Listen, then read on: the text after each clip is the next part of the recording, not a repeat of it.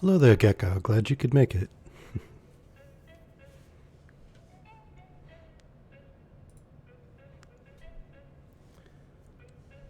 Just, you played a good joke.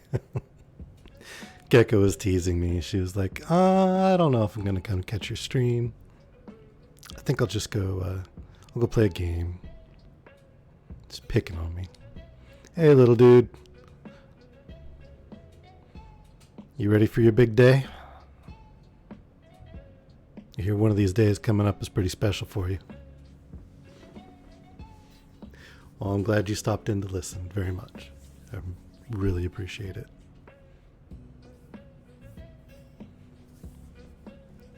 Oh, you're pretty cool.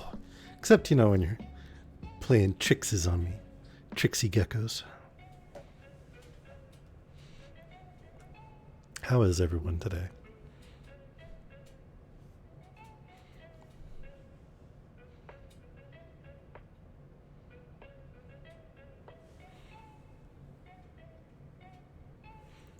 Gonna give it just another couple of minutes.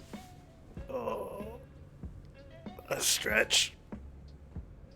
Let the tea cool down. You, evil face, absolutely believe it. 100%. No doubt whatsoever. Evil smirk.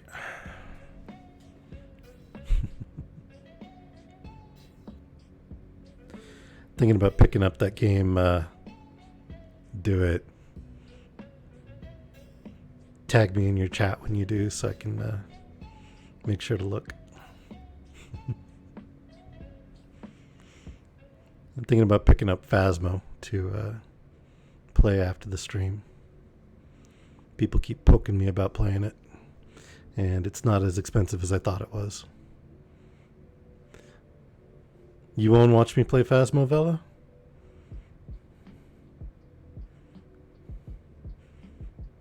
Speaking of evil faces.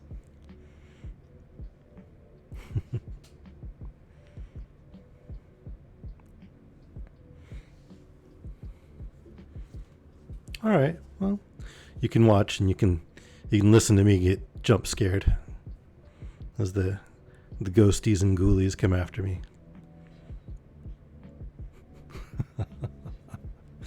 We do not need the obviously bot in here. We've got you. You're better than any bot. Is that a new card?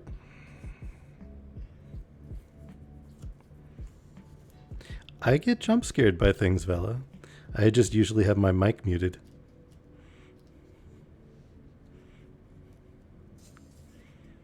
I don't know. I'm gonna get you random.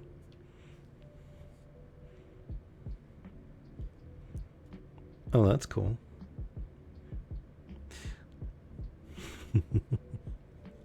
So random helped me configure the bots in the Discord server, but she's even trickier than you are, Gecko, and she set up a secret command in the bot so that it spouts out quotes that she pulled from some of my streams.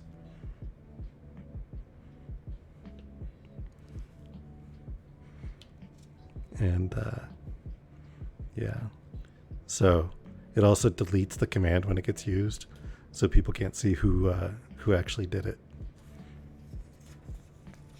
She got me pretty good. It's a pretty good troll bot. I'm impressed.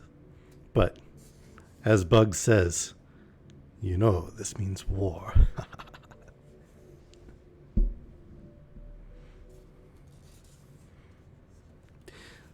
So, everybody's here now. Thank you for being here. It's obviously bedtime. It's what I was thinking before you sent me the GIF. Of course, I'm obvious. And tonight we should conclude The Mountains of Madness by H.P. Lovecraft as we find out what the ultimate horror at the ends of the earth is.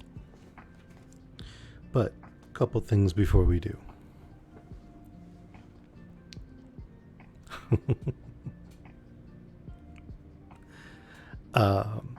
So the next story, I've been doing some research because As much as I do like Lovecraft stories, I have to acknowledge that he's a problematic author and that he is incredibly racist. And that's something I admit when I was a kid and I was reading, I did not pick up on as much. But especially as I'm reading it to you guys, I'm having to edit some of the more egregious things in real time as I read it, which I don't want to dismiss the author, but there's some things that I'm not going to say. But I did some research and I found some other authors that didn't get quite the lasting notoriety, although they were famous enough in their day, who wrote in weird fiction. And so we're going to try one of them starting next week for Weird Fiction Friday. And it's a short story from a book called The Itinerant House and Other Stories. It is public domain, and the author is, I want to mess up her name. Let me pull it up real quick.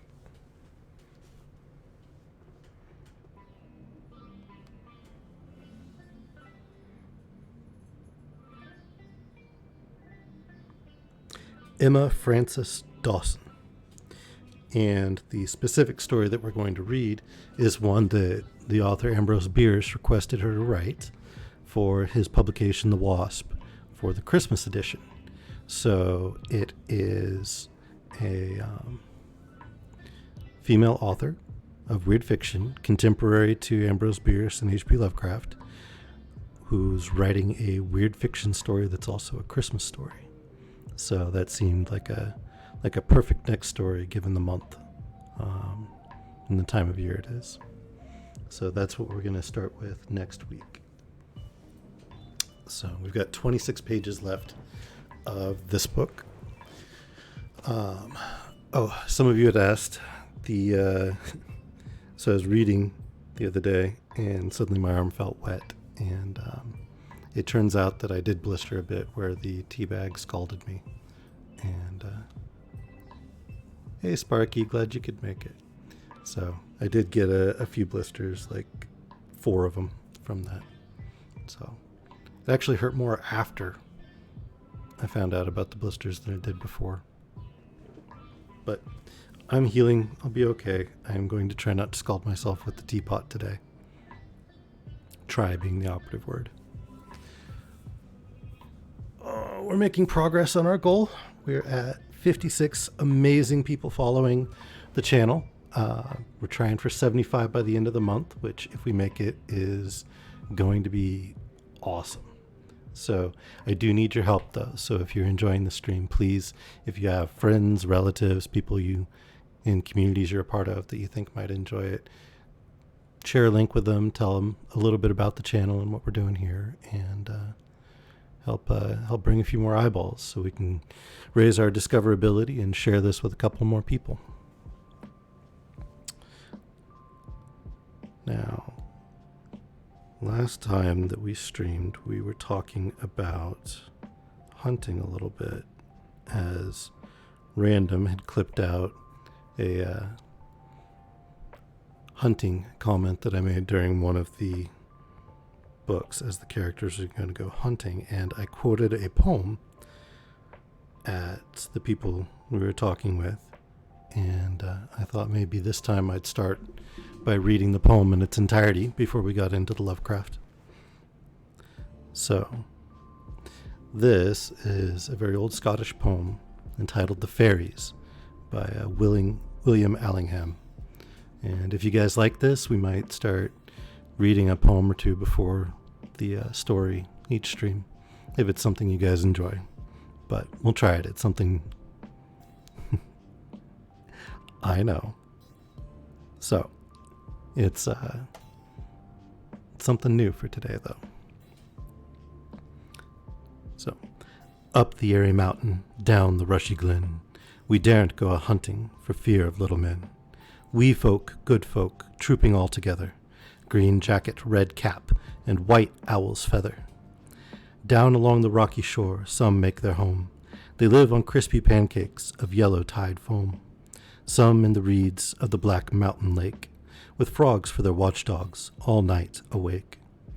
High on the hilltop the old king sits. He is now so old and gray, he's nigh lost his wits. With a bridge of white mist, Columkill he crosses, on his stately journeys, from Sleeves League to Ross's, or going up with the music on cold starry nights, to sup with the queen of the gay northern lights. They stole little Bridget for 7 years long. When she came down again, her friends were all gone.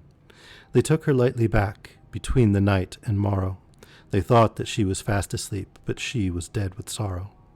They have kept her ever since, deep within the lake, on a bed of fig leaves, watching till she wake.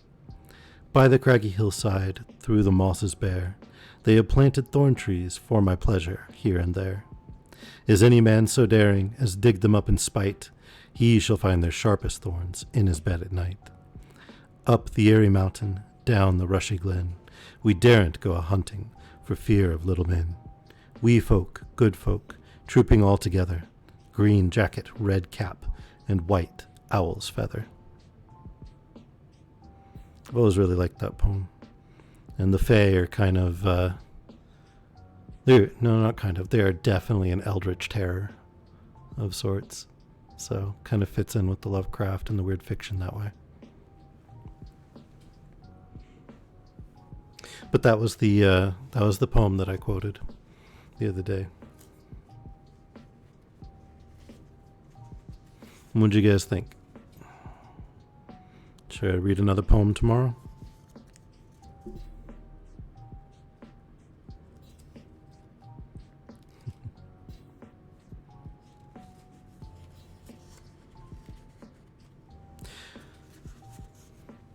Read all the things. Okay.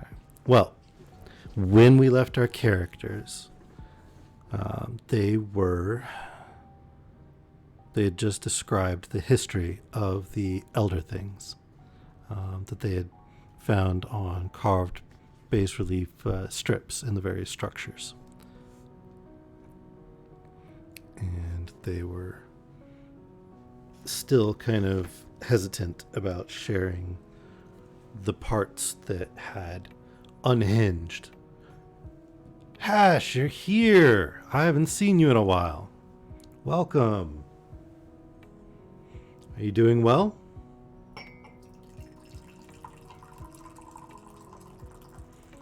Yes, suddenly a wild Luthien appeared.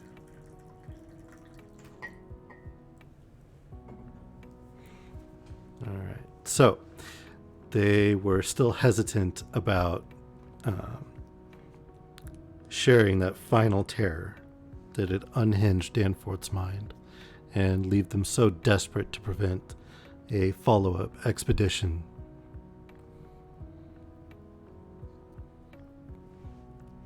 But today we're going to find out what that was. Chapter 9. I have said that our study of the decadent sculptures brought about a change in our immediate objective.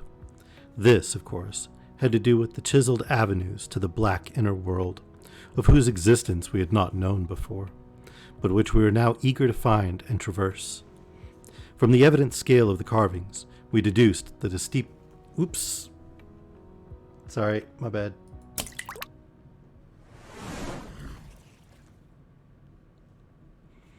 There you go. Thank you. Good catch. There's our follower count, by the way. 56 out of 75. If you're listening and you haven't clicked follow yet, please do scroll down, click that purple follow button. Help us get to our goal. Get notifications when we go live. From the evident scale of the carvings, we deduced that a steeply descending walk of about a mile through either of the neighboring tunnels would bring us to the brink of the dizzy, sunless cliffs about the great abyss, down whose sides paths, improved by the old ones, led to the rocky shore of the hidden and nighted ocean. To behold this fabulous gulf in stark reality was a lure which seemed impossible of resistance once we knew of the thing. Yet we realized we must begin the quest at once if we expected to include it in our present trip. Pizza! It was now 8 p.m., and we did not have enough battery replacements to let our torches burn on forever. We had done so much studying and copying below the glacial level that our battery supply had had at least 5 hours of nearly continuous use. And despite the special dry cell formula, which would obviously be good for only about 4 more, though by keeping one torch unused, except for especially interesting or difficult places, we might manage to eke out a safe margin beyond that. It would not do to be without a light in these cyclopean catacombs. Hence, in order to make the abyss trip, we must give up all further mural deciphering. Of course, we intended to revisit the place for days and perhaps weeks of intensive study and photography, curiosity having long ago got the better of horror. But just now, we must hasten. Our supply of trailblazing paper was far from unlimited, and we were reluctant to sacrifice spare notebooks or sketching paper to augment it. But we did let one large notebook go. If worst came to worst, we could resort to rock chipping. And of course, it would be possible, even in case of really lost direction, to work up to full daylight by one channel or another, if granted sufficient time for plentiful trial and error. So at last, we set off eagerly in the indicated direction of the nearest tunnel. According to the carvings from which we had made our map, the desired tunnel mouth could not be much more than a quarter of a mile from where we stood. The intervening space, showing solid-looking buildings, quite likely to be penetrable still at a subglacial level. The opening itself would be in the basement, on the angle nearest the foothills of a vast, 5-pointed structure of evidently public and perhaps ceremonial nature, which we tried to identify from our aerial survey of the ruins. No such structure came to our minds as we recalled our flight. Hence, we concluded that its upper parts had been greatly damaged, or that it had been totally shattered in an ice rift we had noticed. In the latter case, the tunnel would probably turn out to be choked, so that we would have to try the next nearest one, the one less than a mile to the north. The intervening river course prevented our trying any of the more southern tunnels on this trip, and indeed, if both of the neighboring ones were choked, it was doubtful whether our batteries would warrant an attempt on the next northerly one, about a mile beyond our second choice.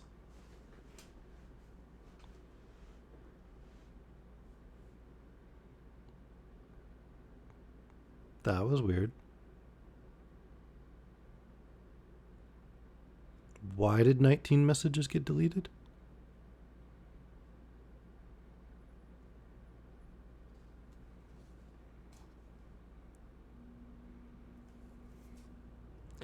As we threaded our dim way through the labyrinth, with the aid of map and compass, traversing rooms and corridors in every stage of ruin or preservation, clambering up ramps, crossing upper floors and bridges, and clambering down again, encountering choked doorways and piles of debris, hastening now and then along finely preserved and uncannily immaculate stretches, taking false leads and retracing our way, in such cases removing the blind paper trail we had left, and once in a while striking the bottom of an open shaft through which daylight poured or trickled down.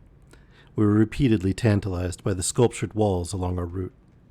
Many must have told tales of immense historical importance, and only the prospect of later visits reconciled us to the need of passing them by. As it was, we slowed down once in a while and turned on our second torch. If we had had more films, we would certainly have paused briefly to photograph certain bas reliefs, but time-consuming hand copying was clearly out of the question. I come now, once more, to a place where the temptation to hesitate, or to hint rather than state, is very strong. It is necessary, however, to reveal the rest in order to justify my course in discouraging further exploration. We had wormed our way very close to the computed site of the tunnel's mouth, having crossed a second-story bridge to what seemed plainly the tip of a pointed wall, and descended to a ruinous corridor, especially rich in decadently elaborate and apparently ritualistic sculptures of late workmanship, when, shortly before 8:30 p.m., Danforth's keen young nostrils gave us the first hint of something unusual. If we had had a dog with us, I suppose we would have been warned before. At first, we could not precisely say what was wrong with the formerly crystal pure air, but After a few seconds, our memories reacted only too definitely. Let me try to state the thing without flinching. There was an odor, and that odor was vaguely, subtly, and unmistakably akin to what had nauseated us upon opening the insane grave of the horror poor Lake had dissected. Of course, the revelation was not as clearly cut at the time as it sounds now. There were several conceivable explanations, and we did a good deal of indecisive whispering. Most important of all, we did not retreat without further investigation, for having come this far, we were loath to be balked by anything short of certain disaster. Anyway, what we must have suspected was altogether too wild to believe. Such things did not happen in any normal world. It was probably sheer irrational instinct which made us dim our single torch, tempted no longer by the decadent and sinister sculptures that leered menacingly from the oppressive walls, and which softened our progress to a cautious tiptoeing and crawling over the increasingly littered floors and heaps of debris.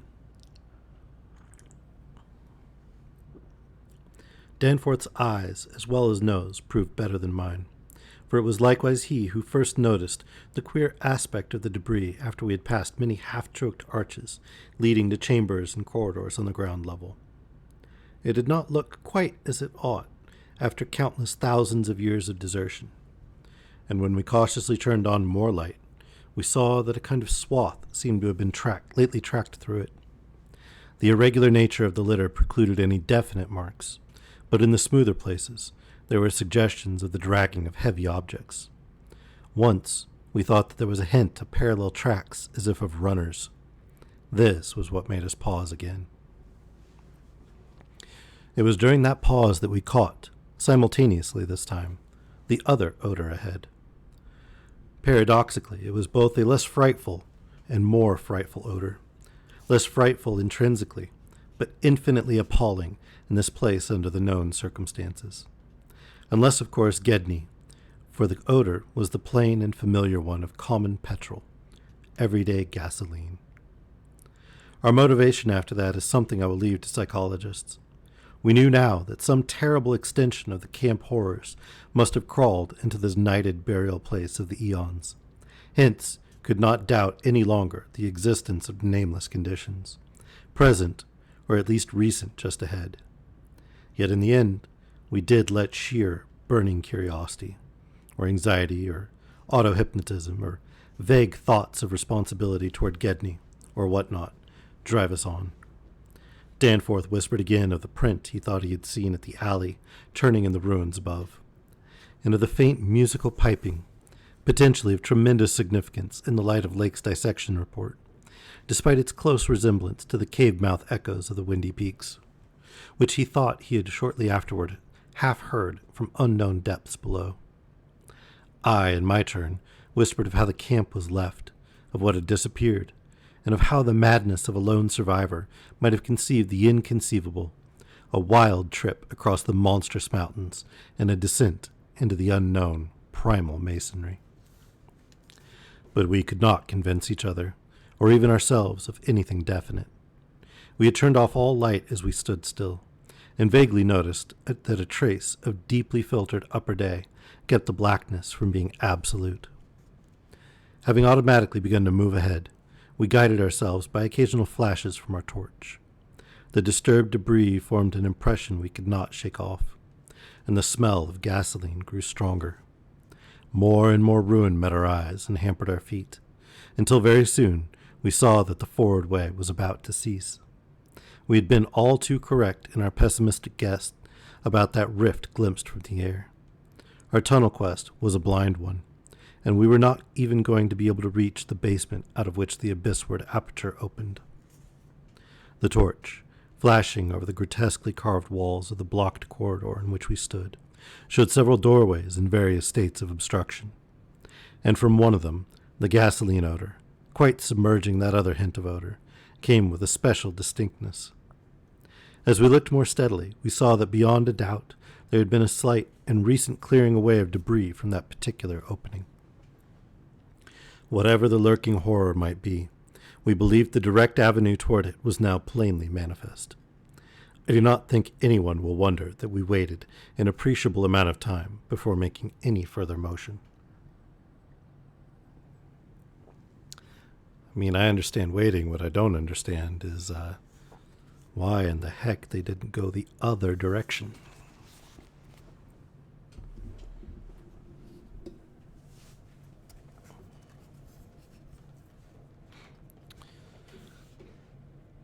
And yet, when we did venture inside that black arch, our first impression was one of anticlimax.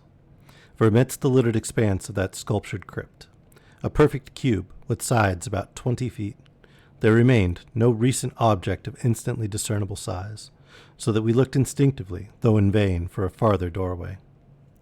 In another moment, however, Danforth's sharp vision had descried a place where the floor debris had been disturbed, and we turned on both torches full strength.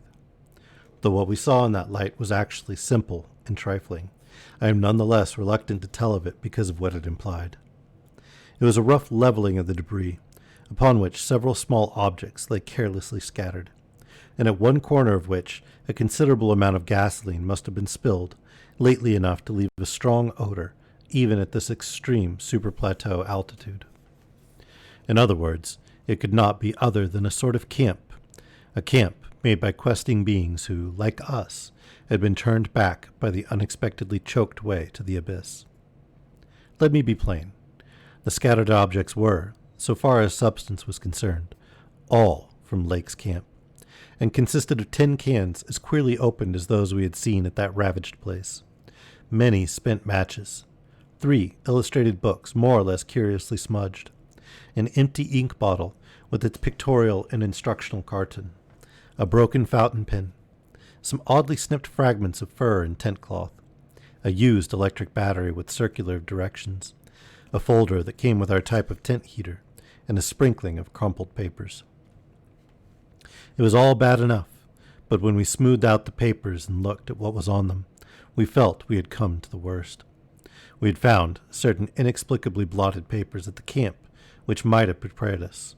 Yet the effect of the sight down there in the pre-human vaults of a nightmare city was almost too much to bear. A mad Getney might have made the groups of dots in imitation of those found on the greenish soapstones, just as the dots on those insane 5-pointed grave mounds might have been made.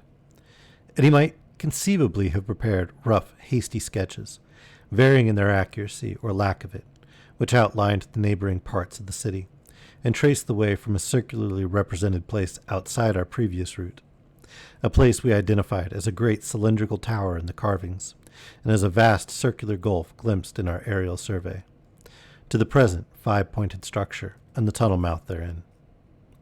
He might, I repeat, have prepared such sketches, for those before us were quite obviously compiled, as our own had been, from late sculptures somewhere in the glacial labyrinth, though not from the ones which we had seen and used. But what the art-blind bungler could never have done was to execute those sketches in a strange and assured technique, perhaps superior, despite haste and carelessness, to any of the decadent carvings from which they were taken, the characteristic and unmistakable technique of the old ones themselves in the dead city's heyday.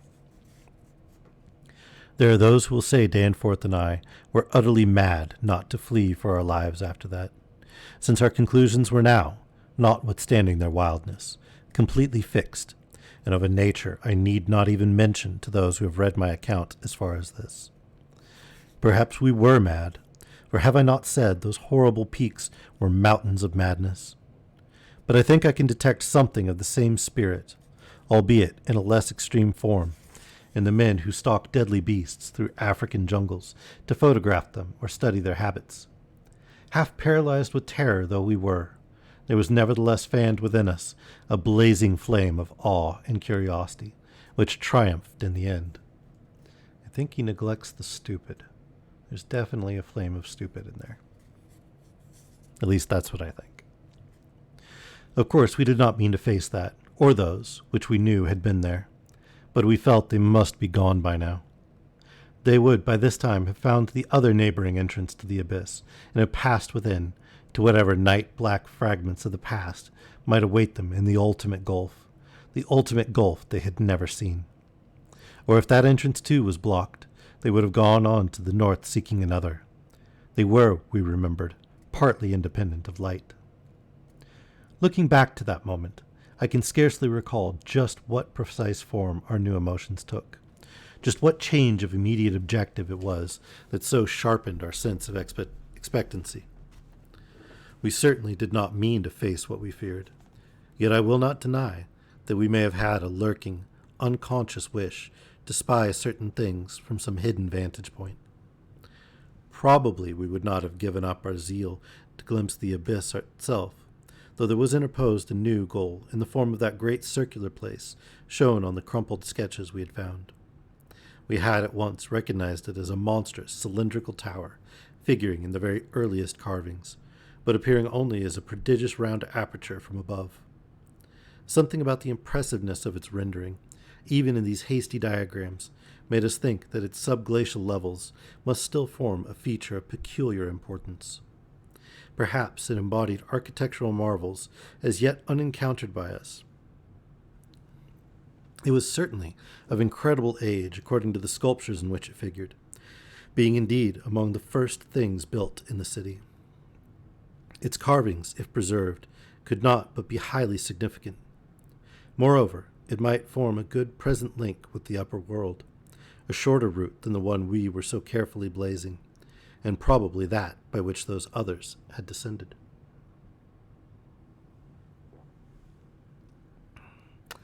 At any rate, the thing we did was to study the terrible sketches, which quite perfectly confirmed our own, and start back over the indicated course to the circular place, the course which our nameless predecessors must have traversed twice before us. The other neighboring gate to the abyss would lie beyond that. I need not speak of our journey, during which we continued to leave an economical trail of paper, for it was precisely the same in kind as that by which we had reached the cul-de-sac, except that it tended to adhere more closely to the ground level, and even descend to basement corridors. Every now and then we could trace certain disturbing marks in the debris or litter underfoot, and after we had passed outside the radius of the gasoline scent, we were again faintly conscious, spasmodically, of that more hideous and more persistent scent. After the way had branched from our former course, we sometimes gave the rays of our single torch a furtive sweep along the walls, noting in almost every case the well-nigh omnipresent sculptures, which indeed seemed to have formed a main aesthetic outlet for the old ones. About 9:30 p.m., while traversing a long, vaulted corridor whose increasingly glaciated floor seemed somewhat below the ground level, and whose roof grew lower as we advanced, we began to see strong daylight ahead, and were able to turn off our torch. It appeared that we were coming to the vast circular place, and that our distance from the upper air could not be very great. The corridor ended in an arch surprisingly low for these megalithic ruins, but we could see much through it even before we emerged. Beyond, there stretched a prodigious round space, fully 200 feet in diameter, strewn with debris, and containing many choked archways, corresponding to the one we were about to cross.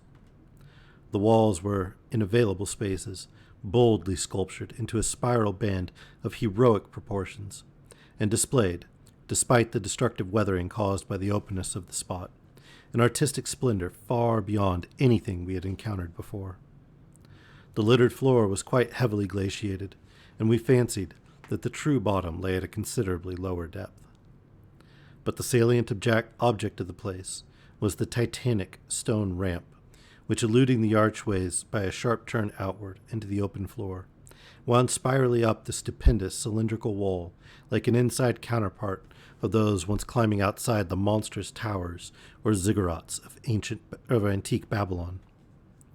Only the rapidity of our flight and the perspective which confounded the descent within the tower's inner wall had prevented our noticing this feature from the air, and thus caused us to seek another avenue to the subglacial level. Peabody might have been able to tell what sort of engineering held it in place, but Danforth and I could merely admire and marvel. We could see mighty stone corbels and pillars here and there, but what we saw seemed inadequate to the function performed. The thing was excellently preserved up to the present top of the tower. a highly remarkable circumstance in view of its exposure, and its shelter had done much to protect the bizarre and disturbing cosmic sculptures on the walls. As we stepped out into the awesome half-daylight of this monstrous cylinder bottom, 50 million years old, and without doubt the most primally ancient structure ever to meet our eyes, we saw that the ramp traverse sides stretched dizzyingly up to a height of fully 60 feet.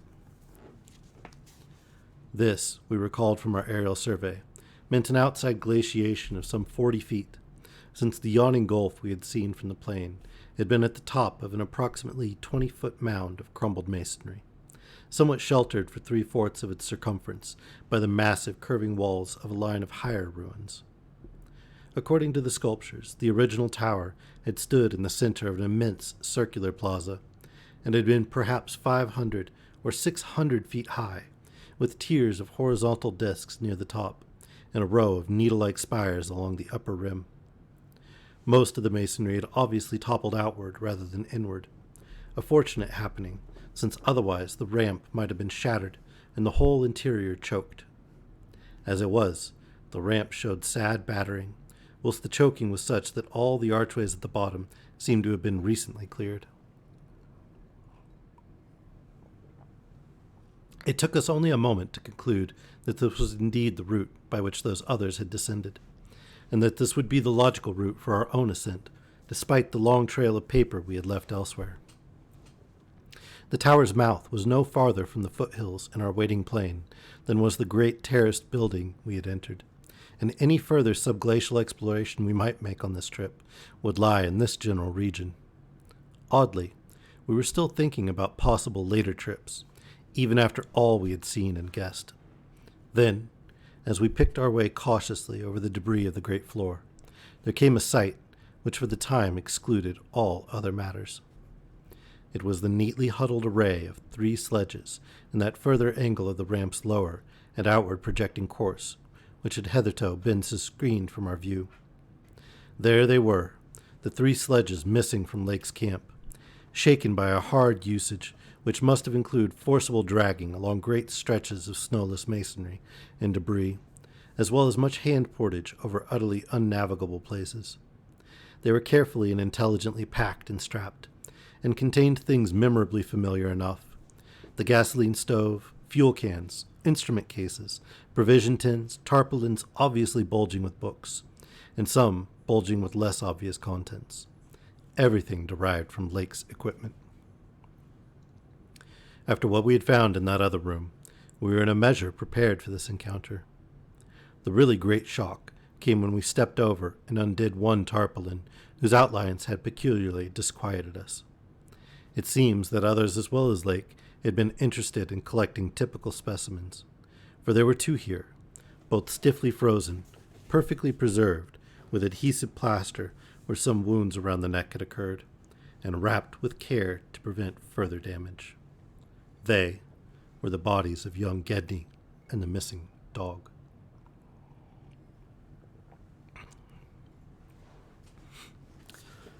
Chapter 10. Many people will probably judge us callous, as well as mad, for thinking about the northward tunnel and the abyss so soon after our somber discovery. And I am not prepared to say that we would have immediately revived such thoughts, but for a specific circumstance which broke in upon us and set a whole new train of speculations. We had replaced the tarpaulin over poor Gedney, and were standing in a kind of mute bewilderment, when the sounds finally reached our consciousness. The first sounds we had heard since descending out of the open, where the mountain wind whined faintly from its unearthly heights. Well known and mundane though they were, their presence in this remote world of death was more unexpected and unnerving than any grotesque or fabulous tones could possibly have been, since they gave a fresh upsetting to all our notions of cosmic harmony. Had it been some trace of that bizarre musical piping over a wide range which Lake's dissection report had led us to expect in those others, and which, indeed, our overwrought fancies had been reading into every wind howl we had heard since coming on the camp horror, it would have had a kind of hellish congruity with the eon-dead region around us. A voice from other epochs belonged in a graveyard of other epochs. As it was, however, the noise shattered all our profoundly seated adjustments, all our tacit acceptance of the inner Antarctic as a waste utterly and irrevocably void of every vestige of normal life. What we heard was not the fabulous note of any buried blasphemy of Elder Earth, from whose supernal toughness an age-denied polar sun had evoked a monstrous response. Instead, it was a thing so mockingly normal, and so unerringly familiarized by our sea days off Victoria Land and our camp days in McMurdo Sound, that we shuddered to think of it here, where such things ought not to be. To be brief, it was simply the raucous squawking of a penguin. The muffled sound floated from subglacial recesses nearly opposite to the corridor whence we had come, regions manifestly in the direction of that other tunnel to the vast abyss. The presence of a living water bird in such a direction, in a world whose surface was one of age-long and uniform lifelessness, could lead to only one conclusion. Hence, our first thought was to verify the objective reality of the sound. It was indeed repeated, and seemed at times to come from more than one throat. Seeking its source, we entered an archway from which much debris had been cleared, resuming our trailblazing, with an added paper supply taken with curious repugnance from one of the tarpaulin bundles on the sledge, when we left daylight behind. As the glaciated floor gave place to a litter of detritus, we plainly discerned some curious dragging tracks, and once Danforth found a distinct print of a sort whose description would be only too superfluous. The course indicated by the penguin cries was precisely what our map and compass prescribed as an approach to the more northerly tunnel mouth, and we were glad to find that a bridgeless thoroughfare on the ground and basement levels seemed open. The tunnel, according to the chart, ought to start from the basement of a large pyramidal structure, which we seemed vaguely to recall from our aerial survey as remarkably well preserved. Along our path, the single torch showed a customary profusion of carvings, but we did not pause to examine any of these. This is a scary penguin. I mean, honestly, just about anything at that point would give me a jump scare in that situation. I would be. I have no shame. Finding the dead body of my friend because ancient million-year-old alien horrors dissected him. Ugh. I would be gone. I'd get back to the ship. I'd turn to Ripley and I'd be like, "We got to nuke it from orbit. It's the only way to be sure."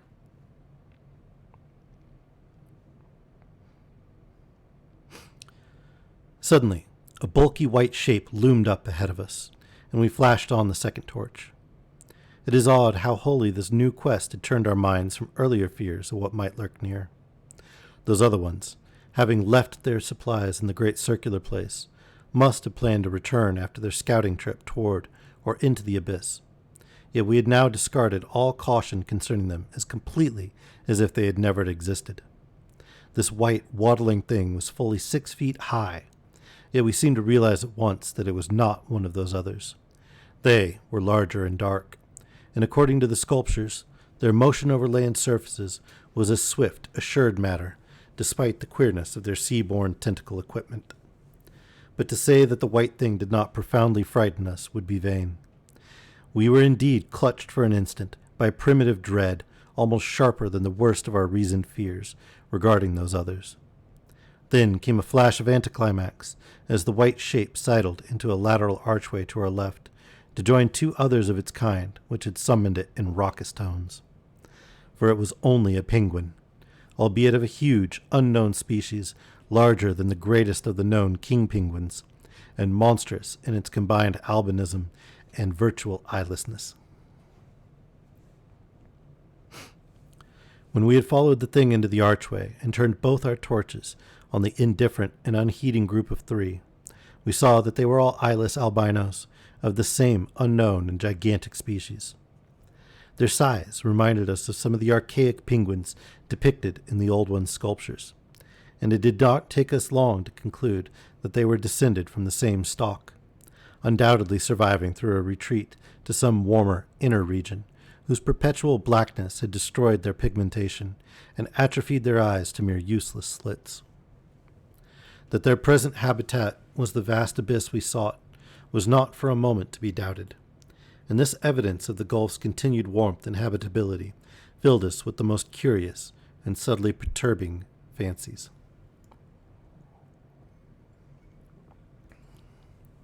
We wondered, too, what had caused these three birds to venture out of their usual domain. The state and silence of the great dead city made it clear that it had no time been a habitual seasonal rookery, whilst the manifest indifference of the trio to our presence made it seem odd that any passing party of those others should have startled them. Was it possible that those others had taken some aggressive action, or tried to increase their meat supply? We doubted whether that pungent odor which the dogs had hated could cause an equal antipathy in these penguins, since their ancestors had obviously lived on excellent terms with the old ones, an amicable relationship which must have survived in the abyss below as long as any of the old ones remained. Regretting, in a flare-up of the old spirit of pure science, that we could not photograph these anomalous creatures, we shortly left them to their squawking and pushed on toward the abyss, whose openness was now so positively proved to us, and whose exact direction occasional penguin tracks made clear.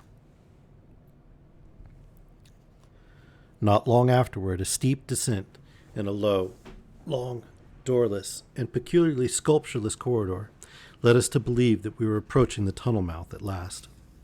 We had passed 2 more penguins and heard others immediately ahead. Then the corridor ended in a prodigious open space which made us gasp involuntarily. A perfect inverted hemisphere, obviously deep underground, fully 100 feet in diameter and 50 feet high, with low archways opening around all parts of the circumference but one, and that one yawning cavernously with a black arch aperture which broke the symmetry of the vault to a height of nearly 15 feet. It was the entrance to the great abyss.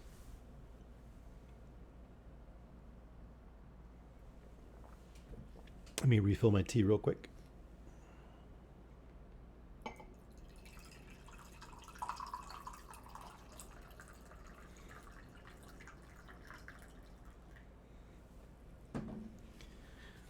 All right, ladies and gentlemen, we have found the Hellmouth.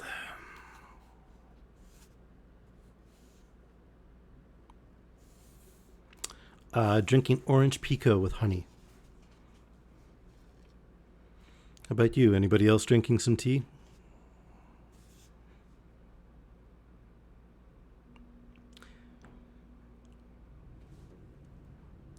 In this vast hemisphere, whose concave roof was impressively, though decadently carved to a likeness of the primordial celestial dome, a few albino penguins waddled, aliens there, but indifferent and unseeing. Hibiscus, right on. The black tunnel yawned indefinitely off at a steep descending grade, its aperture adorned with grotesquely chiseled jambs and lintel.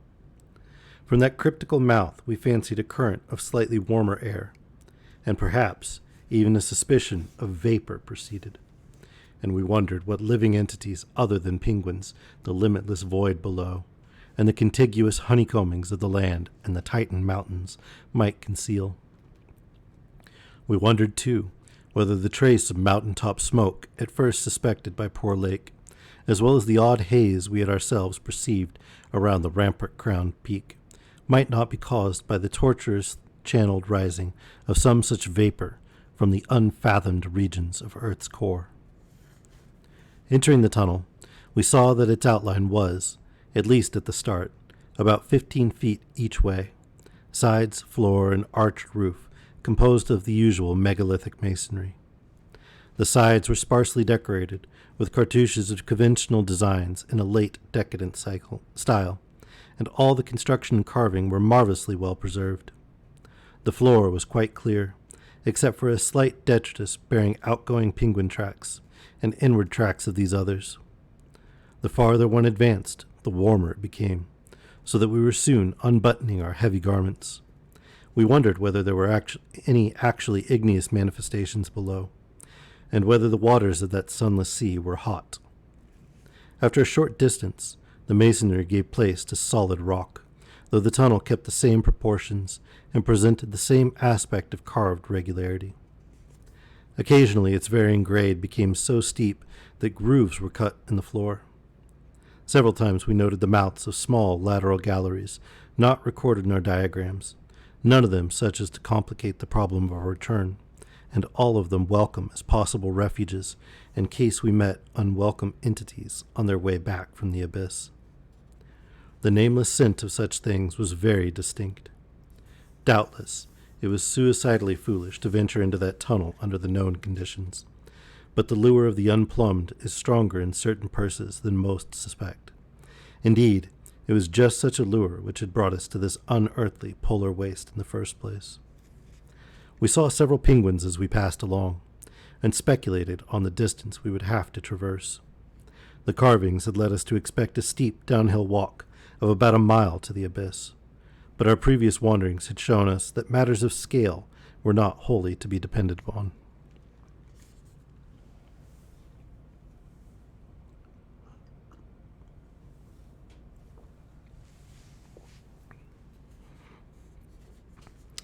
After about a quarter of a mile, that nameless scent became greatly accentuated, and we kept very careful track of the various lateral openings we passed.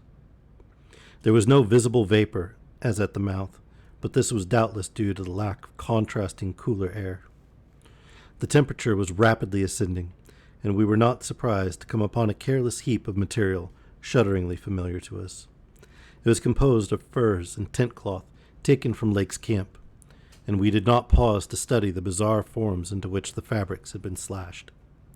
Slightly beyond this point, we noticed a decided increase in the size and number of the side galleries, and concluded that the densely honeycombed region beneath the higher foothills must now have been reached. The nameless scent was now curiously mixed with another, and scarcely less offensive odor, of what nature we could not guess, though we thought of decaying organisms and perhaps unknown subterranean fungi. Then came a startling expansion of the tunnel, for which the carvings had not prepared us, a broadening and rising into a lofty, natural-looking elliptical cavern with a level floor, some 75 feet long and 50 broad, with many immense side passages leading away into cryptical darkness. Though this cavern was natural in appearance, an inspection with both torches suggested that it had been formed by the artificial destruction of several walls between adjacent honeycombings. The walls were rough, and the high vaulted ceiling was thick with stalactites, but the solid rock floor had been smoothed off and was free from all debris, detritus, or even dust to a positively abnormal extent. Except for the avenue through which we had come, this was true of the floors of all the great galleries opening off from it, and the singularity of the condition was such as to set us vainly puzzling. The curious new feature which had supplemented the nameless scent was excessively pungent here, so much that it destroyed all trace of the other. Something about this whole place, with its polished and almost glistening floor, struck us as more vaguely baffling and horrible than any of the monstrous things we had previously encountered. I mean, dust-free with all they already know? I'm out. Entirely too suggestive. The regularity of the passage immediately ahead, as well as the larger proportion of penguin droppings there, prevented all confusion as to the right course amidst this plethora of equally great cave mouths. Nevertheless, we resolved to resume our paper trailblazing if any further complexity should develop, for dust tracks, of course, could no longer be expected. Upon resuming our direct progress, we cast a beam of torchlight over the tunnel walls, and stopped short in amazement at the supremely radical change which had come over the carvings in this part of the passage. We realized, of course, the great decadence of the old one's sculpture at the time of the tunneling, and had indeed noticed the inferior workmanship of the arabesques in the stretches behind us. But now, in this deeper section beyond the cavern, there was a sudden difference, wholly transcending explanation. a difference in basic nature as well as in mere quality, and involving so profound and calamitous a degradation of skill that nothing in the hitherto observed rate of decline could have led one to expect it. This new and degenerate work was coarse, bold, and wholly lacking in delicacy of detail. It was countersunk with exaggerated depth in bands following the same general line as the sparse cartouches of the earlier sections, but the height of the reliefs did not reach the level of the general surface. Danforth had the idea that it was a second carving, a sort of palimpsest formed after the obliteration of a previous design. In nature it was wholly decorative and conventional, and consisted of crude spirals and angles roughly following the quintile mathematical tradition of the old ones, yet seeming more like a parody than a perpetuation of that tradition. We could not get it out of our minds that some subtly but profoundly alien element had been added to the aesthetic feeling behind the technique. An alien element, Danforth guessed, that was responsible for the laborious substitution. It was like, yet disturbingly unlike, what we had come to recognize as the old one's art, and I was persistently reminded of such hybrid things as the ungainly Palmyrean sculptures fashioned in the Roman manner. The others had recently noticed this belt of carving was hinted by the presence of a used flashlight battery on the floor, in front of one of the most characteristic cartouches. Since we could not afford to spend any considerable time in study, we resumed our advance after a cursory look, though frequently casting beams over the walls to see if any further decorative changes developed. Nothing of the sort was perceived, though the carvings were in places rather sparse because of the numerous mouths of smooth-floored lateral tunnels. We saw and heard fewer penguins, but thought we caught a vague suspicion of an infinitely distant chorus of them somewhere deep within the earth. The new and inexplicable odor was abominably strong, and we could detect scarcely a sign of that other nameless scent. Puffs of visible vapor ahead bespoke increasing contrast in temperature, and the relative nearness of the sunless sea cliffs of the great abyss. Then, quite unexpectedly, we saw certain obstructions on the polished floor ahead, obstructions which were quite definitely not penguins, and turned on our second torch after making sure that the objects were quite stationary. All right, let's take a quick break. Refill your tea if you need to. Get up, stretch. I'm going to stretch and remove my hoodie. I'm getting a little bit too warm. So, take my headset off for just a moment.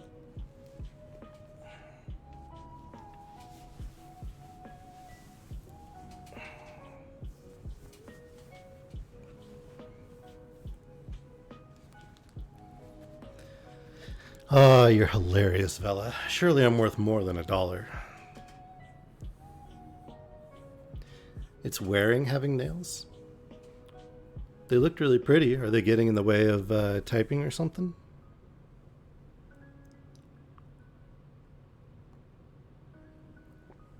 Oh, weird having nails. Okay. Gotcha. Yeah, I can see where longer nails would do that.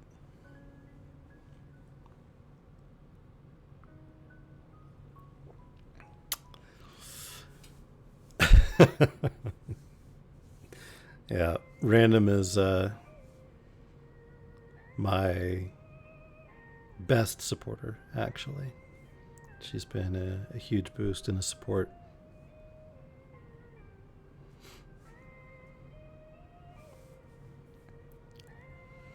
Obviously quoted.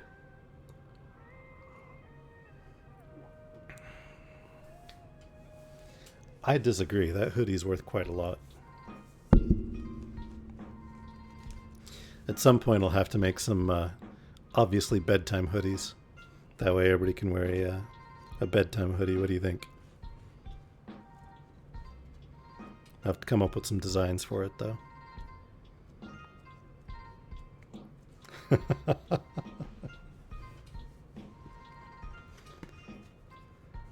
What do you guys think should be on it? Like, I mean, a book might be a little too obvious. Could do like a Mount Fuji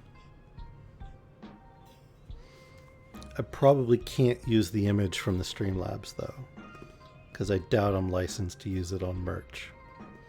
So I'd have to come up with something else. I don't know. Maybe some of my artist friends can come up with something. Bed with a teacup. Yeah, that's not a bad idea. Not a bad idea at all.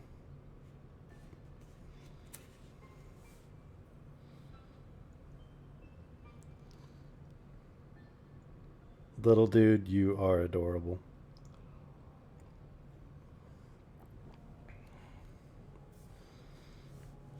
Yeah, cozy chair with a open book laying on it.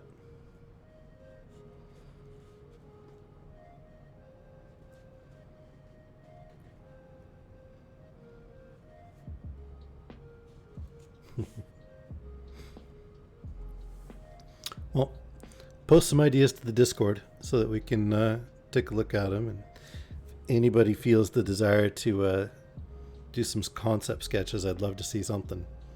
I lack real artistic abilities of my own, I'm afraid. It is not something that is really in my skill set. Awesome. Thank you, Gecko.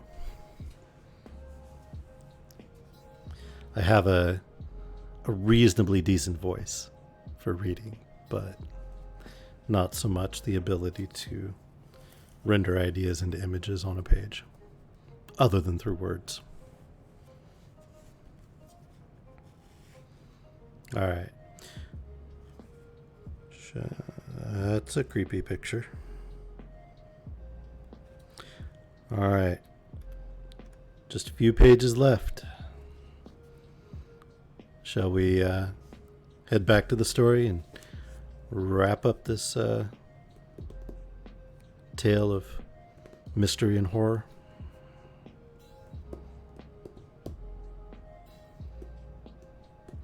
If we have enough time, I might pick up like a Poe short or something else.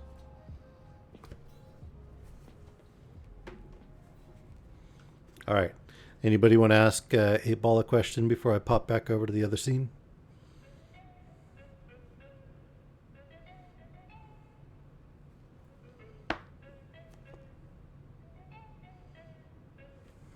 Here, I got a question for 8-Ball.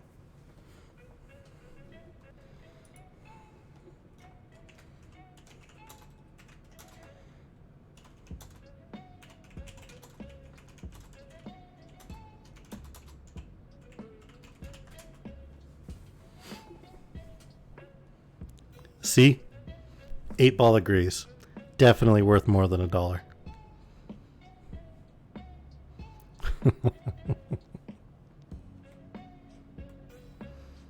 Isn't it cool? It's actually got quite a few good responses. Why don't you give it a try, Gecko? See, there you go, random. 8-Ball's on the money. So it's exclamation mark, letter, or number 8, and then ball. All is one word. And then any yes or no question, Gecko. Give it a try, and then I'll switch over.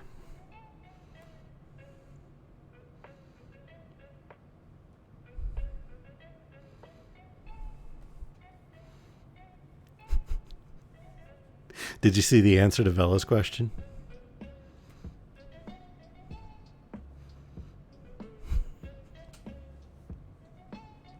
That would have been a great answer to your question, too. All right. Let's finish up the story, everybody.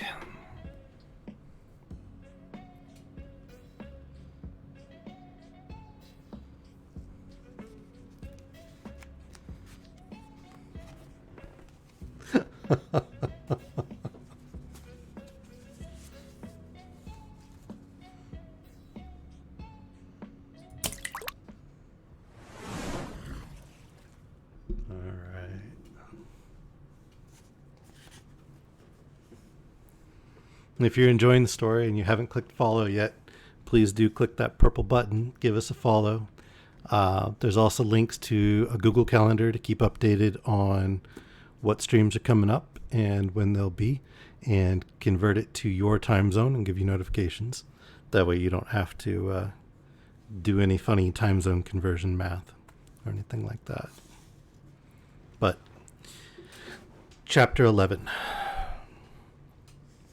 Still another time have I come to a place where it is very difficult to proceed. I ought to be hardened by this stage, but there are some experiences and intimations which scar too deeply to permit of healing, and leave only such an added sensitiveness that memory re-inspires all the original horror.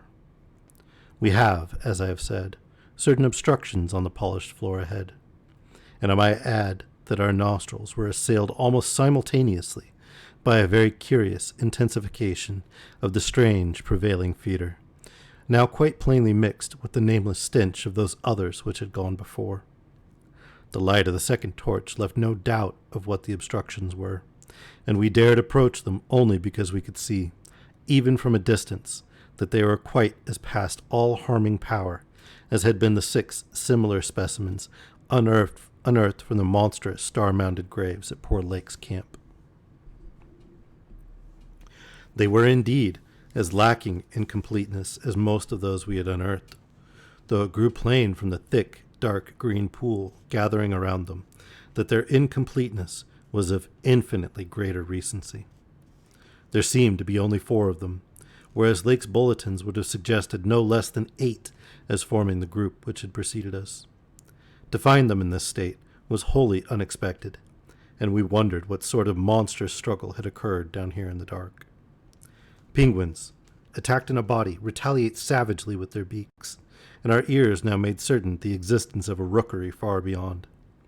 Had those others disturbed such a place and aroused murderous pursuit? The obstructions did not suggest it, for penguins' beaks against the tough tissues Lake had dissected could hardly account for the terrible damage our approaching glance was beginning to make out.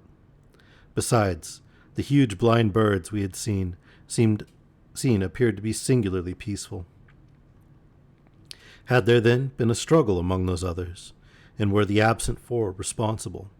If so, where were they? Were they close at hand, and likely to form an immediate menace to us?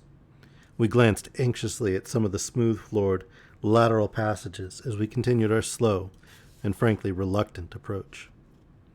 Whatever the conflict was, it had clearly been that which had frightened the penguins into their unaccustomed wandering. It must then have arisen near that faintly heard rookery in the incalculable gulf beyond, since there were no signs that any birds had normally dwelt here. Perhaps, we reflected, there had been a hideous running flight, with the weaker party seeking to get back to the cached sledges when their pursuers finished them. One could picture the demoniac fray between namelessly monstrous entities as it surged out of the black abyss, with great clouds of frantic penguins squawking and scurrying ahead. I say that we approached these sprawling and incomplete obstructions slowly and reluctantly. Would to heaven we had never approached them at all, but had run back at top speed out of that blasphemous tunnel, with the greasily smooth floors and the degenerate murals aping and mocking the things they had superseded. Run back before we had seen what we did see, and before our minds were burned with something which will never let us breathe easily again. Both of our torches were turned on the prostrate objects, so that we soon realized the dominant factor in their incompleteness. Mauled, compressed, twisted, and ruptured as they were, their chief common injury was total decapitation. From each one the tentacled starfish head had been removed, and as we drew near we saw that the manner of removal looked more like some hellish tearing or suction than any ordinary form of cleavage. Their noisome dark green ichor formed a large, spreading pool, but its stench was half overshadowed by the newer and stranger stench, here more pungent than at any other point along our route. Only when we had come very close to the sprawling obstructions could we trace that second, unexplainable fetor to any immediate source. And the instant we did so, Danforth, remembering certain very vivid sculptures of the Old One's history in the Permian Age, 150 million years ago, gave vent to a nerve-tortured cry, which echoed hysterically throughout that vaulted and archaic passage with the evil palimpsest carvings. I came only just short of echoing his cry myself, for I had seen those primal sculptures too, and had shudderingly admired the way the nameless artist had suggested that hideous slime coating found on certain incomplete and prostrate old ones, those whom the frightful Shoggoths had characteristically slain and sucked to a ghastly headlessness in the great war of resubjugation. They were infamous, nightmare sculptures even when telling of age-old bygone things, for Shoggoths in their work ought not to be seen by human beings or portrayed by any beings. The mad author of the Necronomicon had nervously tried to swear that none had been bred on this planet, and that only drugged dreamers had even conceived them. Formless protoplasm, able to mock and reflect all forms and organs and processes. Viscous agglutinations of bubbling cells. Rubbery 15 feet spheroids, infinitely plastic and ductile. Slaves of suggestion, builders of city. More and more sullen, more and more intelligent, more and more amphibious, more and more imitative. Great God! What madness made even those blasphemous old ones willing to use and carve such things? And now, when Danforth and I saw the freshly glistening and reflectively iridescent black slime which clung thickly to those headless bodies and stank obscenely with that new, unknown odor, whose cause only a diseased fancy could envisage, clung to those bodies and sparkled less voluminously on a smooth part of the accursedly resculptured wall in a series of grouped dots, we understood the quality of cosmic fear to its uttermost depths. It was not fear of these four missing others, for all too well did we suspect they would do no harm again. Poor devils! After all, they were not evil things of their kind. They were the men of another age and another order of being. Nature had played a hellish jest on them, as it will on any others that human madness, callousness, or cruelty may hereafter dig up in that hideously dead or sleeping polar waste. And this was their tragic homecoming. They had not been even savages, for what indeed had they done? That awful awakening in the cold of an unknown epoch. Perhaps an attack by the furry, frantically barking quadrupeds, and a day's defense against them and the equally frantic white simians with the queer wrappings and paraphernalia. Poor Lake, poor Gedney, and poor old ones. Scientists to the last, what had they done that we would not have done in their place? God, what intelligence and persistence! What a facing of the incredible, just as those carven kinsmen and forebears had faced things only a little less incredible. Radiates, vegetables, monstrosities, star spawn, whatever they had been, they were men. They had crossed the icy peaks on whose templed slopes they had once worshipped and roamed among the tree ferns. They had found their dead city brooding under its curse, and had read its carven later days as we had done. They had tried to reach their living fellows in fabled depths of blackness they had never seen. And what had they found? All this flashed in unison through the thoughts of Danforth and me as we looked from those headless, slime-coated shapes to the loathsome palimpsest sculptures and the diabolical dot group of fresh slime on the wall beside them. Looked and understood what must have triumphed and survived down there in the cyclopean water city of that nighted, penguin-fringed abyss, whence even now a sinister curling mist had begun to belch pallidly as if in answer to Danforth's hysterical scream. Wow, I've never heard penguin haunted as a description of something horrible. But it works. The shock of recognizing that monstrous slime and headlessness had frozen us into mute, motionless statues, and it is only through later conversations that we have learned of the complete identity of our thoughts at that moment. It seemed eons that we stood there, but actually it could not have been more than 10 or 15 seconds. That hateful, pallid mist curled forward as if veritably driven by some remoter, advancing bulk. And then came a sound which upset much of what we had just decided, and in so doing broke the spell and enabled us to run like mad past squawking, confused penguins over our former trail back to the city, along ice-sunken megalithic corridors to the great open circle, and up that archaic spiral ramp in a frenzied, automatic plunge for the same outer air and light of day. The new sound, as I have intimated, upset much that we had decided, because it was what poor Lake's dissection had led us to attribute to those we had judged dead. It was, Danforth later told me, precisely what he had caught in infinitely muffled form when at that spot beyond the alley corner above the glacial level, and it has certainly had a shocking resemblance to the wind pipings we had heard around the lofty mountain caves. At the risk of seeming puerile, I will add another thing too, if only because of the surprising way Danforth's impressions chimed with mine. Of course, common reading is what prepared us both to make the interpretation, though Danforth has hinted at queer notions about unsuspected and forbidden sources to which Poe may have had access when writing his Arthur Gordon Pym a century ago. It will be remembered that in that fantastic tale there is a word of unknown but terrible and prodigious significance connected with the Antarctic and screamed eternally by the gigantic, spectrally snowy birds of that malign region's core. Tekeli-li, Tekeli-li.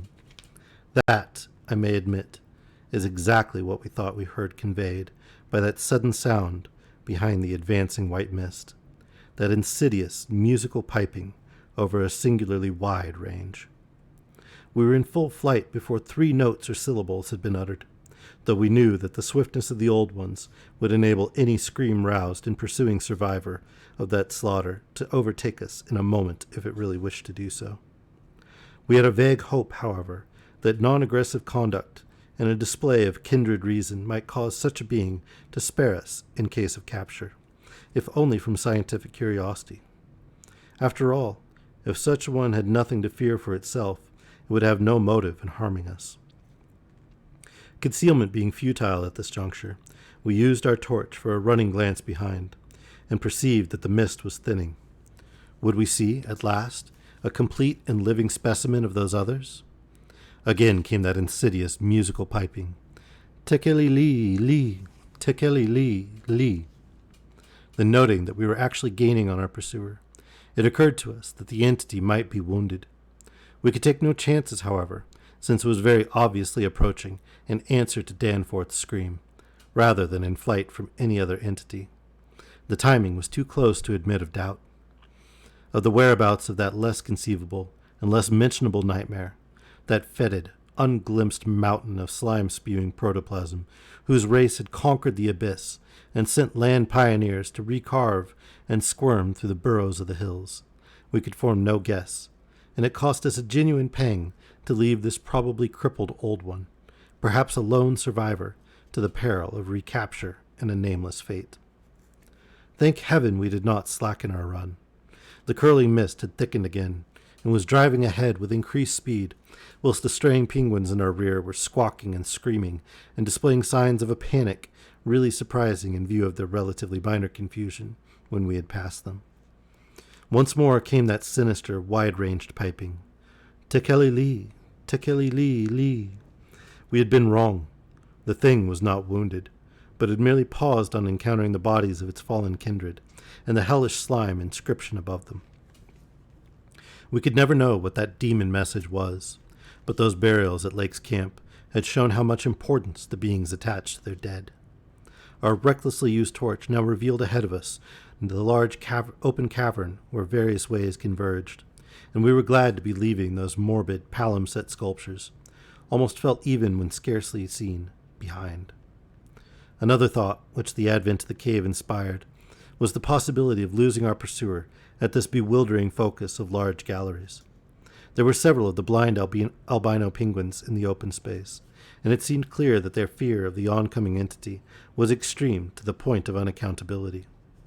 If at that point we dimmed our torch to the very lowest limit of traveling need, keeping it strictly in front of us, the frightened squawking motions of the huge birds in the mist might muffle our footfalls, screen our true course, and somehow set up a false lead. Amidst the churning, spiraling fog, the littered and unglistening floor of the main tunnel beyond this point, as differing from the other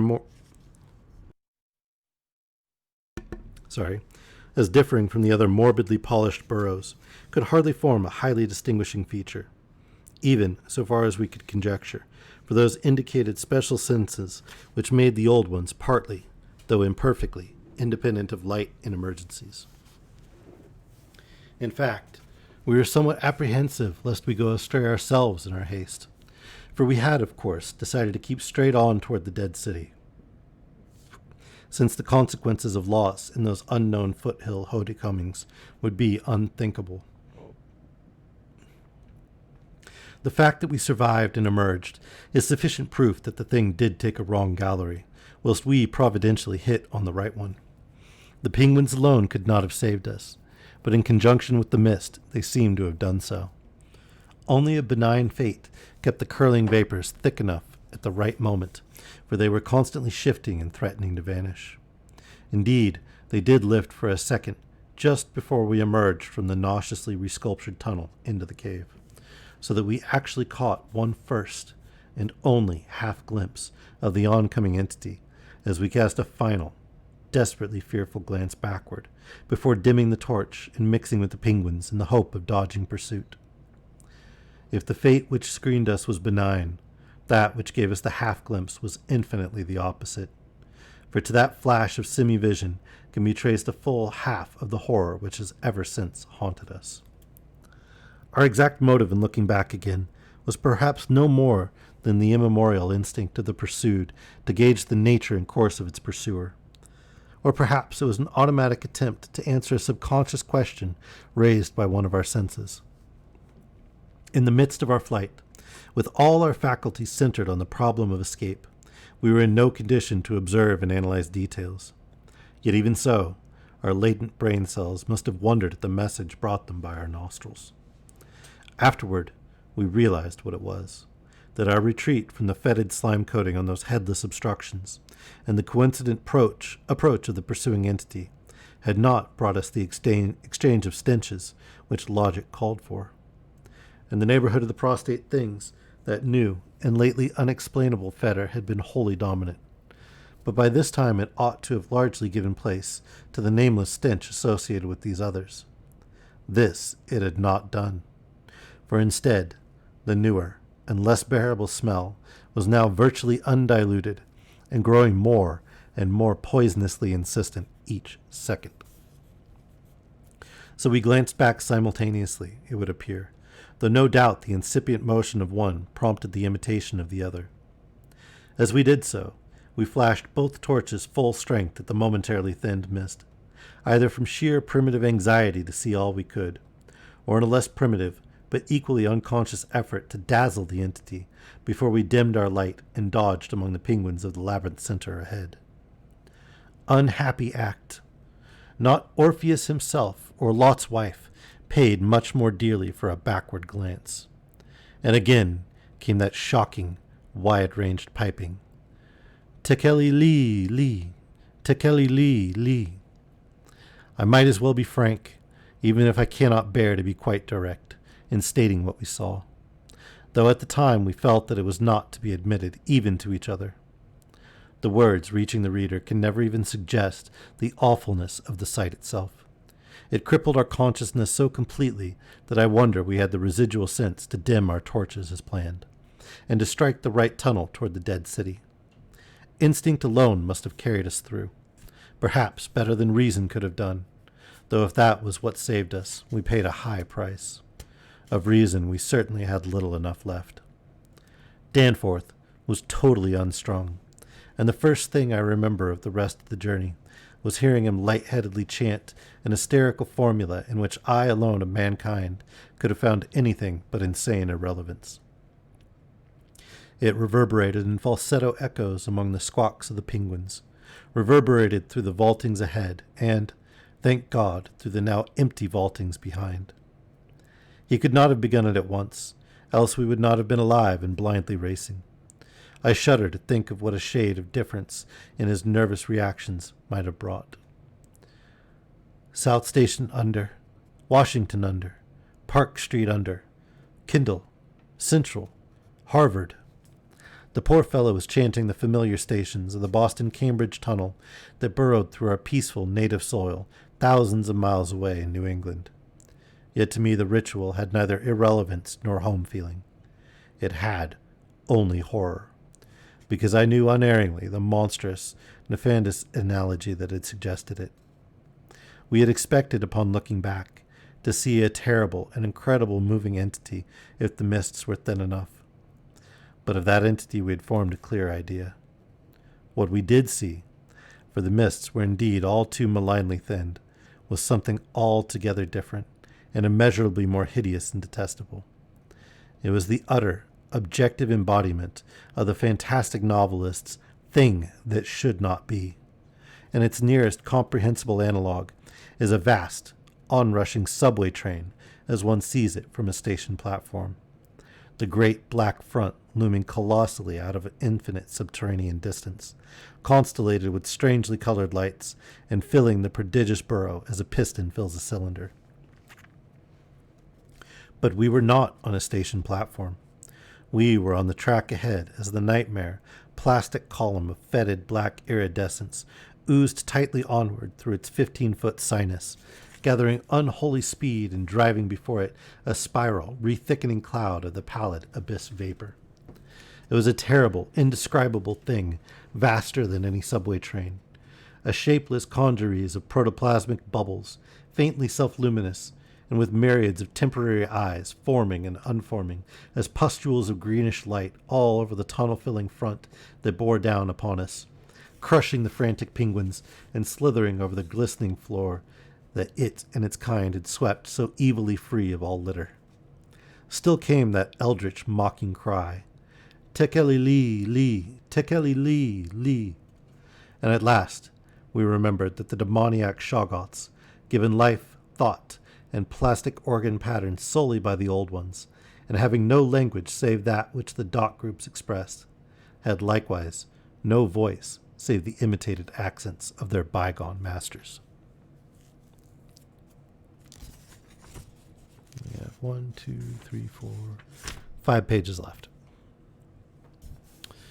Chapter 12. Danforth and I have recollections of emerging into the great sculptured hemisphere, and of threading our back trail through the cyclopean rooms and corridors of the dead city. Yet these are purely dream fragments, involving no memory of volition, details, or physical exertion. It was as if we floated in a nebulous world or dimension, without time, causation, or orientation. The gray half-daylight of the vast circular space sobered us somewhat, but we did not go near those cached sledges, or look again at poor Gedney and the dog. They have a strange and titanic mausoleum, and I hope the end of this planet will find them still undisturbed. It was while struggling up the colossal spiral incline that we first felt the terrible fatigue and short breath which our race through the thin plateau air had produced. But not even fear of collapse could make us pause before reaching the normal outer realm of sun and sky. There was something vaguely appropriate about our departure from those buried epochs, for as we wound our panting way up the 60-foot cylinder of primal masonry, we glimpsed beside us a continuous procession of heroic sculptures in the dead race's early and undecayed technique. A farewell from the old ones, written 50 million years ago. Finally, scrambling out at the top, we found ourselves on a great mound of tumbled blocks, with the curved walls of higher stonework rising westward, and the brooding peaks of the great mountains showing beyond the more crumbled structures toward the east.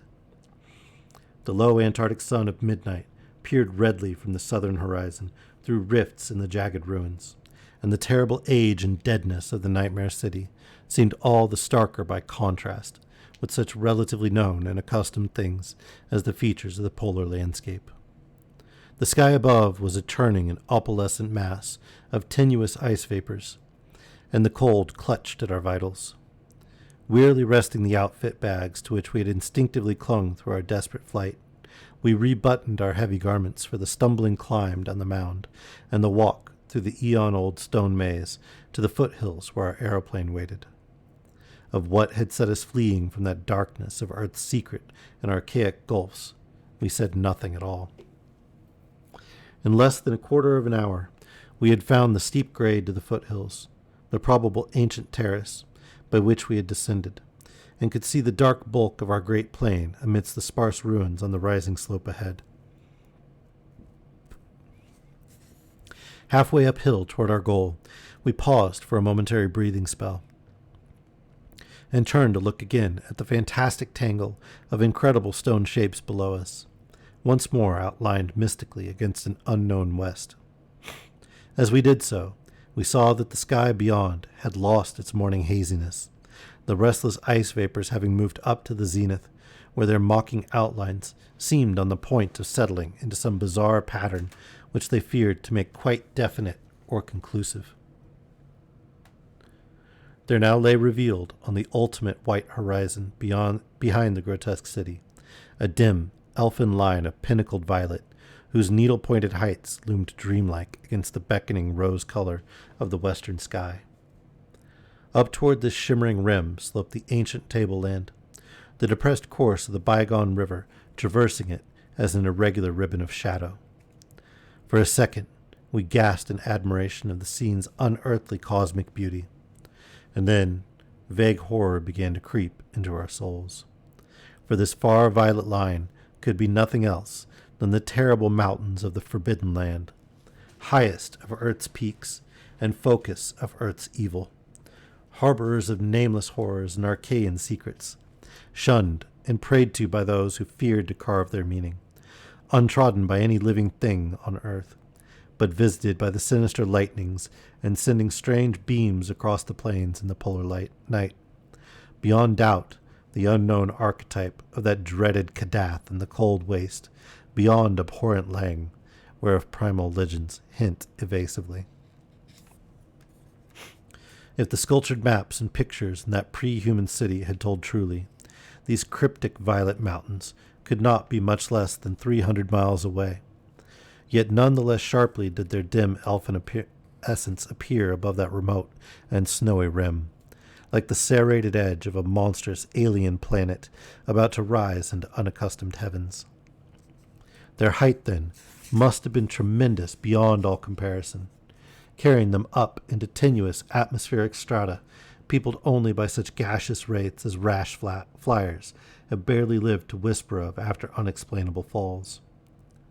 Looking at them, I thought nervously of certain sculptured hints of what the great bygone river had washed down into the city from their accursed slopes, and wondered how much sense and how much folly had lain in the fears of those old ones who carved them so reticently.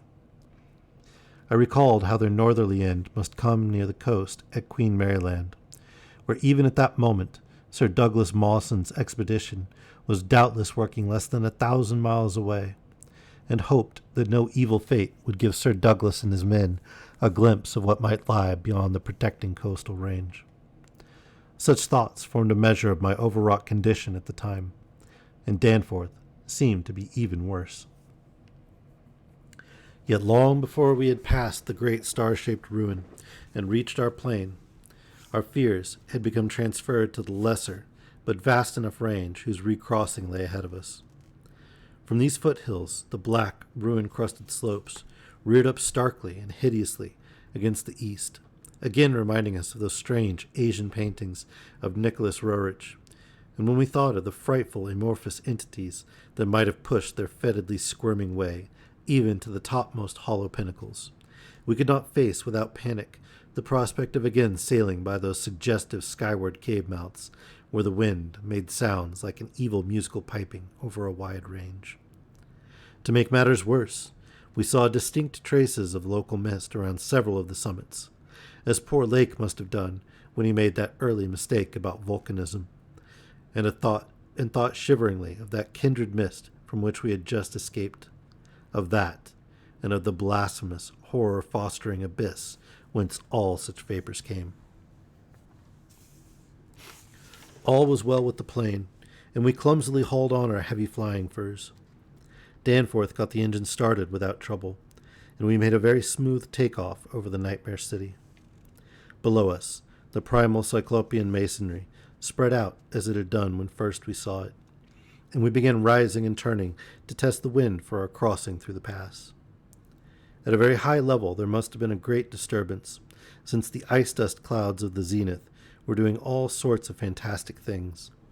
But at 24,000 feet, the height we needed for the pass, we found navigation quite practicable. As we drew close to the jutting peaks, the wind's strange piping again began to manifest, and I could see Danforth's hands trembling at the controls.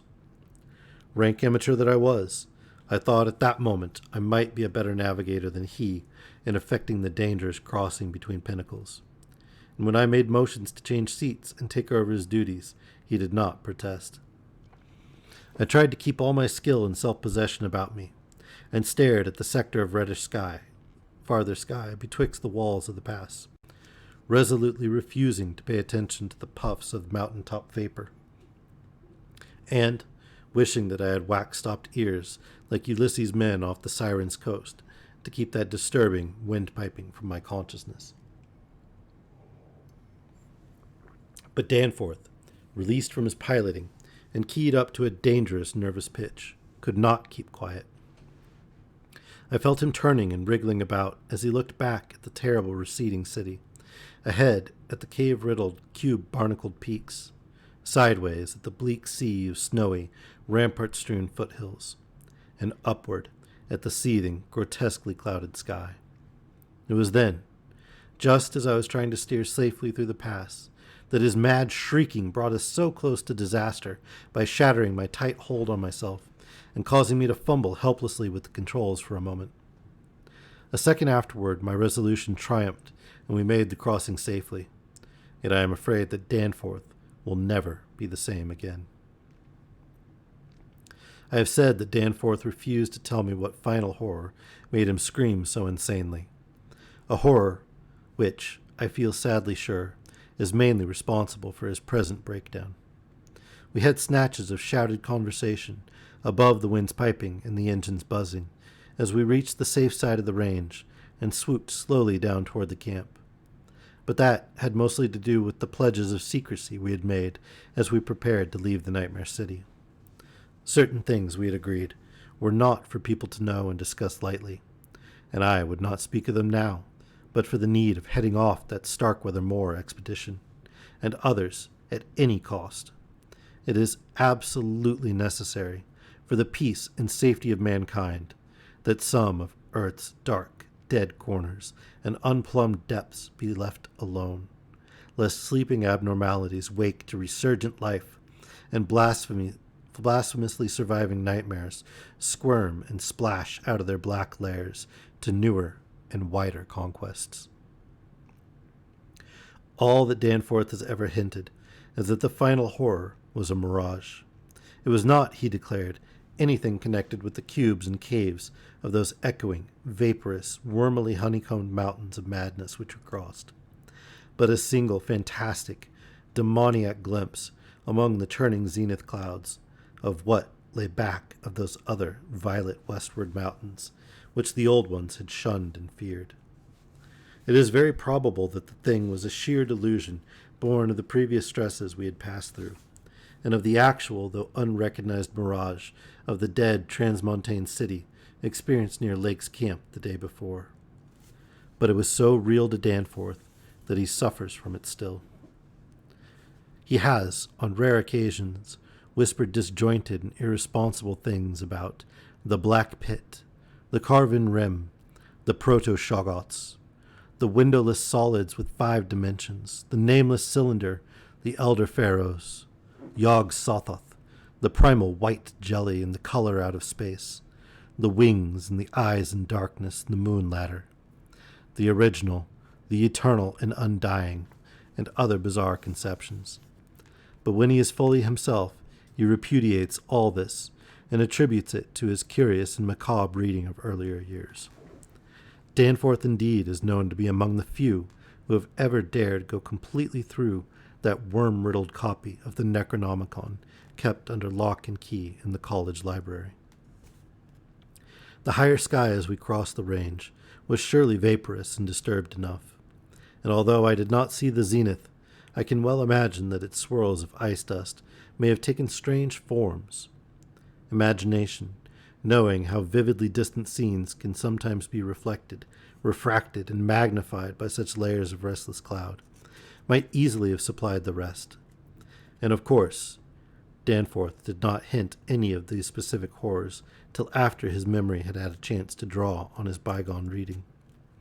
He could never have seen so much in one instantaneous glance. At the time, his shrieks were confined to the repetition of a single, mad word of all too obvious source. Tekili li, Tekili li. And that is the end of the Mountains of Madness. What'd you guys think? Fancy a trip to Antarctica? Anybody want to go exploring?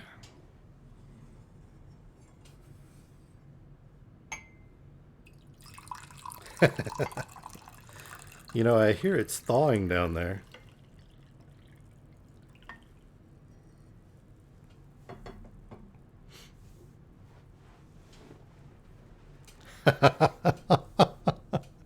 Hard no, you're out. Okay.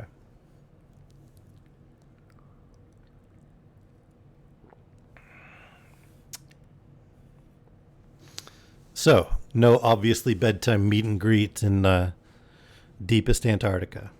Gotcha.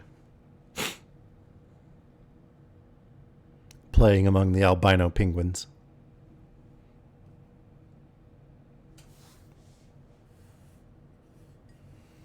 Oh well. We'll have to pick some other remote and mysterious place if you guys want to meet me. On some distant day. So, what'd you guys think of the poem? Is that a good start? Would you like to hear more poetry before we dive into the reading each time?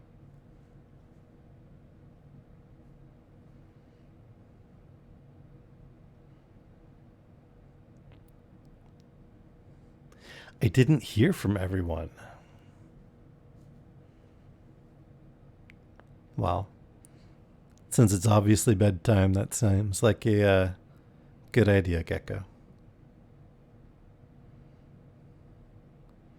Good night to you. Sleep well. Hope to see you tomorrow for the stream tomorrow.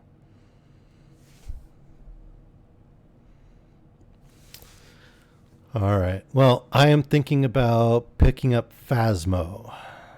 Would anybody like to watch me play Phasmo after the stream?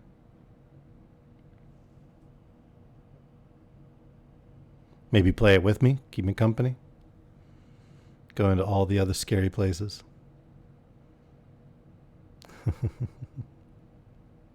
Watch, no play. Oh, okay. So I'll be all by myself going into these haunted houses. Okay.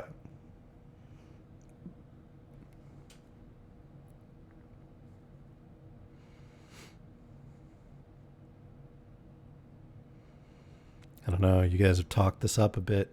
I'm a little scared. All right. Well, let's see if we can find somebody to raid.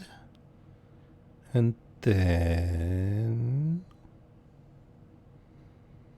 after probably 20, 30 minutes, I'll join whoever's in the Discord, and we'll see about maybe playing a game of Phasmo or something. So, by the way, if you're here and you've not already joined the Discord, the link is on my page. I bet Vela will probably pop it up in the chat in just a moment, and I've definitely seen it linked a couple of times there. So please do join the Discord, hang out with us, chat, get to know the other people in the community. You can request books and stuff there, and we do gaming fairly regularly during the week. So you can jump in and play some fun games with the rest of us and get to know everybody else that comes to listen to Storytime. All right. Are we thinking another art stream, or what would be good? I could do Horde Night in 7 days before we do Phasmo. Yeah, I'd go for that. That is what you mean by Murder Night, right?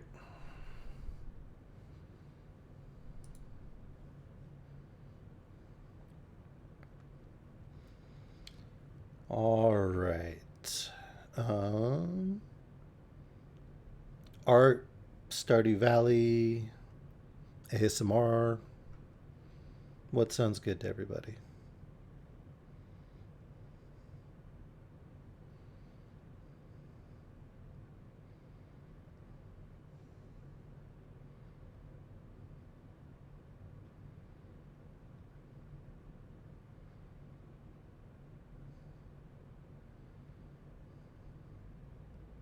Well, I might just stream it in Discord, Vela, for those that want to watch in the Discord.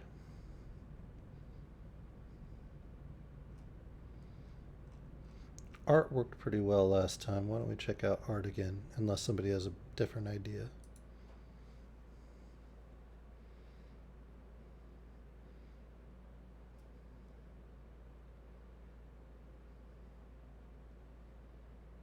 See if we can find something cool.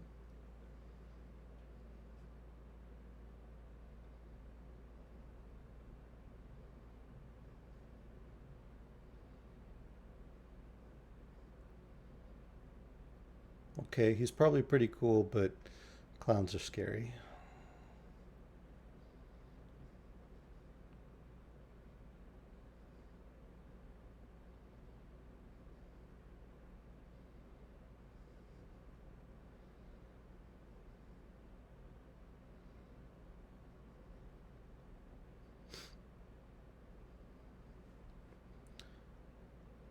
Do you want to see a panda painting a Christmas tree?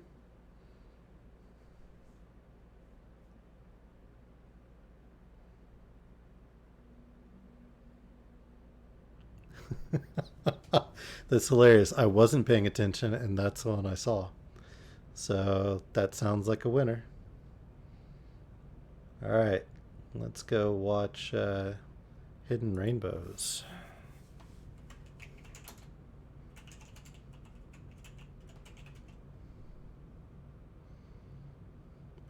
I am a secret fan of adult onesies, by the way. Not like cosplay, just they seem comfy. All right, there we go. Here we go, a rating.